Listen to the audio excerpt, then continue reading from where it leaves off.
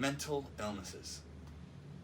When brought up in conversation, there are many different rumors that can fly around the room, such as people with mental illnesses are crazy or people with mental illnesses are making it up. When the truth of the matter is, none of that is true. Mental illnesses are defined by dictionary.com as any of the various forms of psychosis or severe neurosis. So upon hearing that definition, if you are anywhere near as confused as I was when I first read it, you probably request a more direct definition. Well, the closest that I could get the definition to understandable would be the definition of severe neurosis, which is a functional disorder in which feelings of anxiety, obsessional thoughts, compulsive acts, and complaints of disease without apparent and objective evidence of one dominate the personality. The National Alliance of Mental Illnesses suggests that 1 in 5 Americans will experience a mental illness in their life. The most common mental illnesses that are experienced in the world are clinical depression, severe anxiety, and bipolar disorder. Identifying a mental illness can be entirely overwhelming.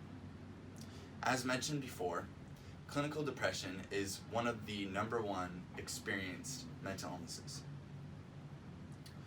Clinical depression is diagnosed when the symptoms of depression are chronic or never-ending and constant. The symptoms of depression include a feeling of emptiness or sorrow, a loss of enjoyment of your hobbies, a change in your appetite, or a feeling of being slow or slothy. Treatments for depression include medication, psychotherapy, which is just an umbrella term for any type of therapy or counseling that you have, self-help like meditation or dietary changes or any of that, or even in severe cases, hospitalization.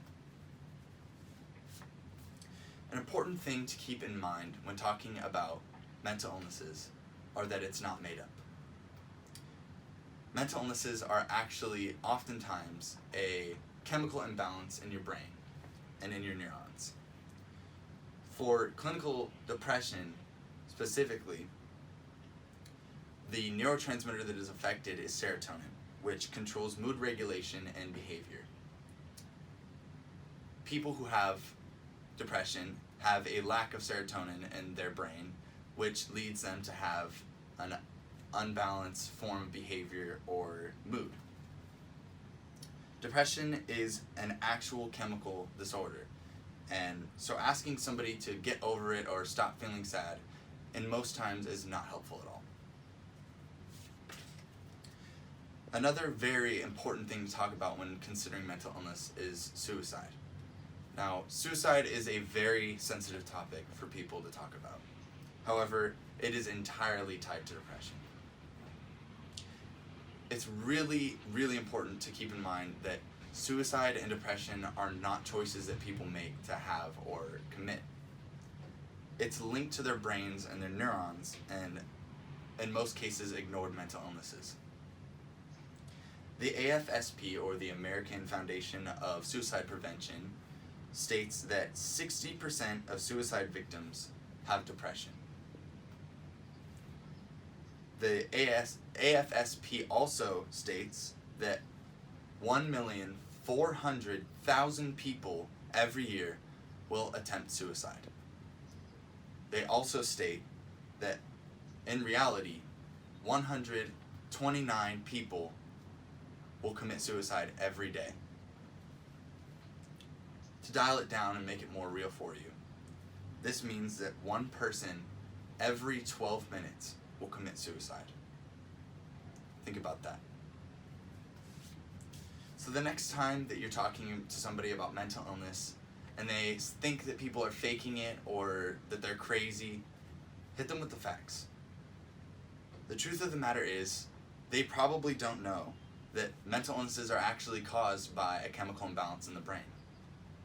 The truth of the matter is, they probably don't know that every 12 minutes, somebody will take their own life.